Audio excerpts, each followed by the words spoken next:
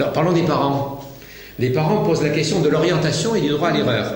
Il est vrai que nombre de jeunes se retrouvent souvent dans des voies inadaptées à leur propre cursus, d'une part, et qu'il est souvent difficile de se déterminer trop précocement. Quelles sont, selon vous, les solutions ? Alors, le chantier de l'orientation, c'est un énorme chantier parce que c'est sans doute un de ceux sur lequel l'éducation nationale est la plus faible.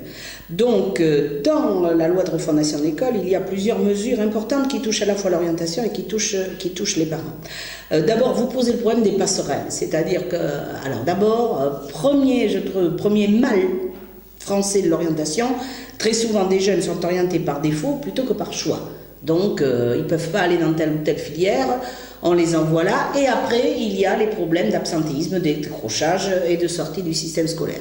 Donc là, déjà, il faut arriver, lorsqu'il y a orientation, à construire avec le jeune, ce qui est inscrit dans la loi, un parcours d'orientation.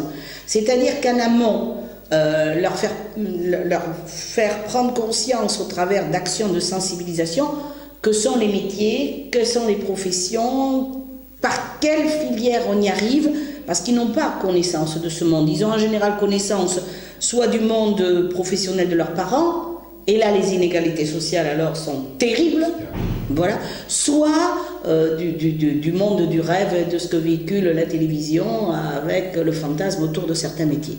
Bien, donc ça, premier point. Deuxième point, nous avons mis dans la loi, et ça va être expérimental à la rentrée dans 4 académies, que ça soit finalement les parents qui aient le dernier mot dans l'orientation de leurs enfants. Parce que, d'abord, moi j'ai été très frappée par les propos justement des auditions de proviseurs ou d'enseignants qui disent ce que vous dites. Bon, tous les enseignants font ça avec la meilleure conscience possible. Mais comme vous dites, on peut se tromper. Comme vous dites, un enfant qu'on a identifié à tel moment peut-être en difficulté, il passe 6 mois et il y a quelque chose qui se passe, et malheureusement.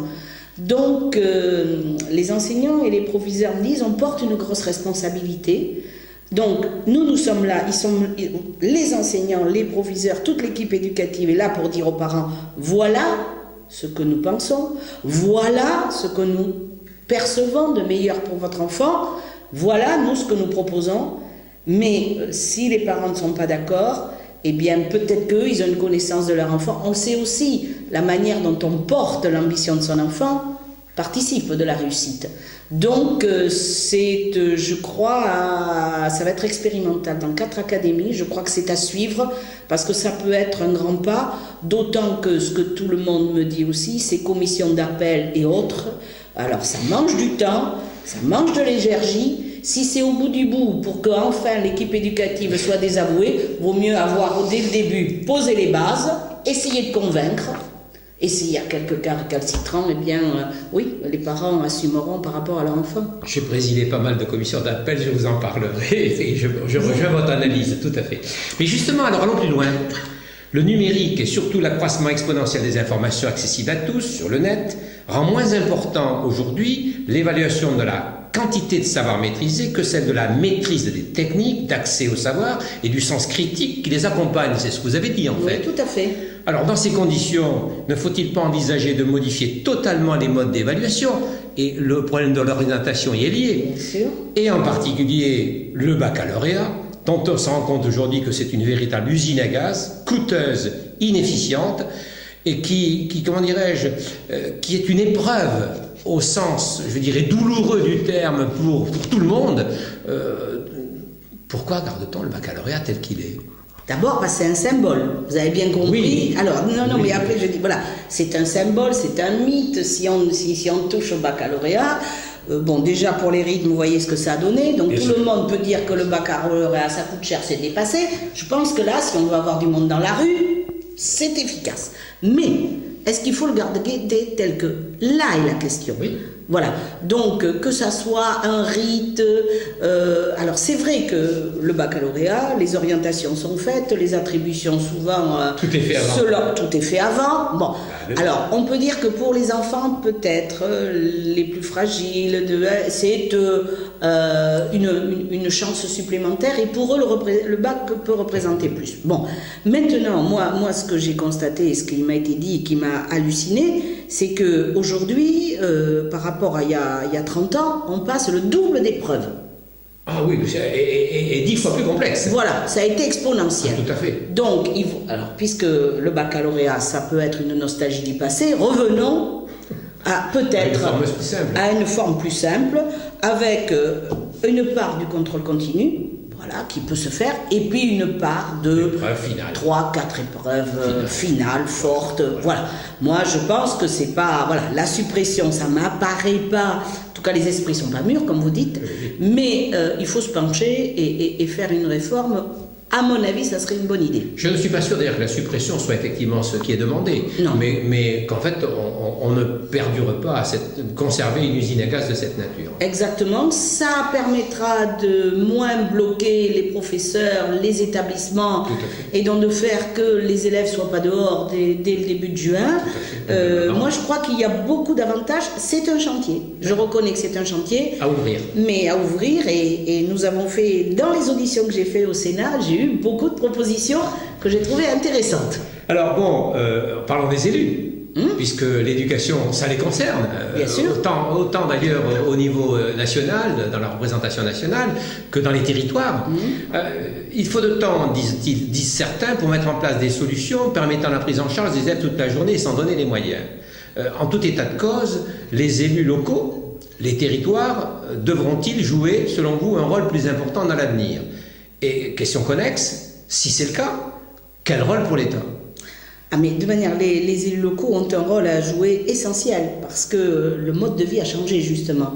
Et les élus locaux ont déjà été sollicités, c'est-à-dire que par rapport à il y a 50 ans, l'enfant, il ne passe pas de la famille à l'école et de l'école à la famille. Les familles travaillent, donc il y a du temps avant et après l'école qui a été mis en place déjà par les élus locaux parce que c'était la demande de leurs concitoyens.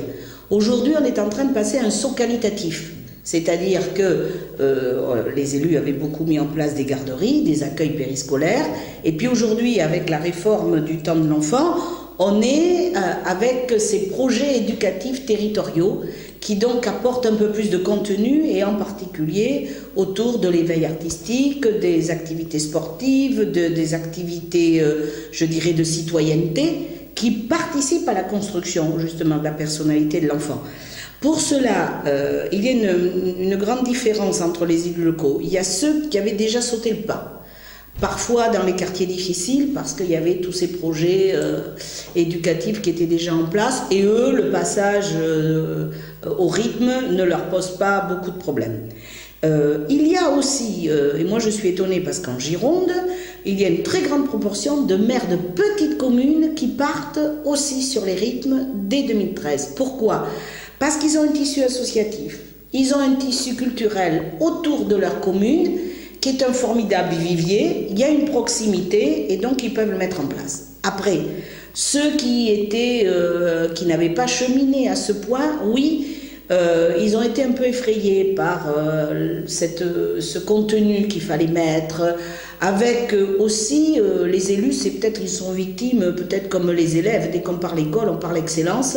Donc ils ont pensé qu'il fallait faire le meilleur projet éducatif territorial du monde, qu'il fallait aller trouver les meilleures activités, alors qu'on peut trouver des choses simples et naturelles. Les enfants ont aussi besoin de retrouver ça.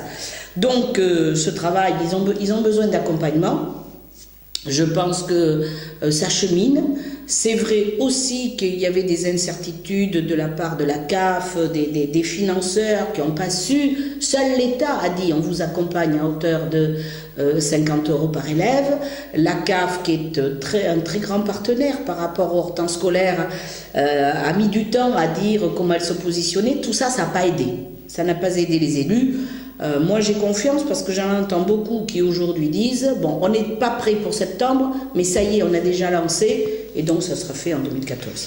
Alors bon, on revient à ces 48 propositions. Je vais vous poser une question quand même simple. Bon, vous les avez vues, mais je suis persuadé que parmi ces 48, il y en a une ou deux qui vous ont particulièrement intéressé et que, je ne dis pas que vous retiendriez, mais que vous considérez comme étant fortes, voire essentielles. Ah, moi, je trouve que la proposition qui parle de, j'essaie de la retrouver comme elle est écrite, mais qui parle de la continuité, voilà, il faut bâtir une école pour tous, sans rupture entre les différents paliers, école, collège, lycée, université. Et là, justement, on rejoint les problèmes d'orientation, de mauvaise orientation. Et en insistant sur une nécessaire cohérence, impératif civique, je crois que là est la clé d'une réforme en profondeur de l'éducation nationale. On le sait bien, tous les passages d'un niveau à l'autre sont objets de fractures, que les élèves les plus armés passent sans dommage, mais que les élèves les plus fragiles subissent comme autant de difficultés.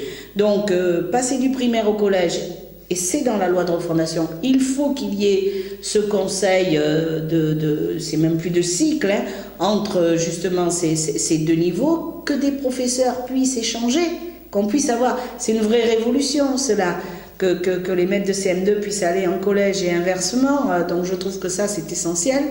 Même chose pour l'université. Et les lycées. Entre le lycée et l'université, on est dans la loi -3+3, vous savez, dans la loi de... Donc ça aussi, ça incarne justement ce passage, donner aussi un peu du temps, revenir sur les cycles et ne pas faire tomber un couperet à la date donnée pour tout le monde. Donc je crois que si on arrivait à mettre cela en place, ça serait une vraie révolution, parce qu'on romprait avec cette idée d'abord et que disent les jeunes, bon ben là je suis pas bon cette année, c'est fini. Leur montrer que non, dans leur parcours, ils ont le droit à l'erreur et on va les aider à rebondir, parce qu'il n'y a rien de pire pour un jeune que de se sentir condamné à aller dans la filière où il ne veut pas aller, parce que voilà, c'est la seule qui n'est pas demandée où il pourra aller. Et puis, je crois que c'est un message d'espoir aussi pour les parents, parce que l'exigence des parents, elle est sécrétée par l'angoisse, et tout nous le montre. Plus un jeune est formé, plus il a de chances d'accéder à un emploi. Donc, tout se joue là. Et le plus grand gâchis, quand même, ce sont nos 150 000 jeunes qui sortent du système scolaire sans... Depuis de nombreuses années. Voilà. C'est pour cela qu'il y a une loi de refondation de l'école. Donc, je crois que ça, c'est le défi à relever, mais on le relèvera sans doute avec cette proposition. Je pense qu'elle est vraiment avant-gardiste. Merci beaucoup, Françoise Carpron. Merci.